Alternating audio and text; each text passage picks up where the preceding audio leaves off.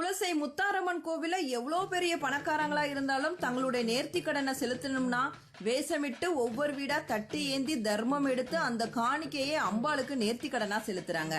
தன்னிலை தாழ்த்தி வேஷமிட்டு ஒரு பக்தர்களுடைய வாழ்க்கை நிலையை உயர்த்தி வைக்கிறாள் அன்னை முத்தாரம்மன். ஆரம்பத்துல சில 100 பேருடன் தொடங்கிய தசரா விழா இன்னைக்கு பல லட்சம் பக்தர்கள் கூடும் விழாவாக கோலாகலமாக நடைபெறுகிறது.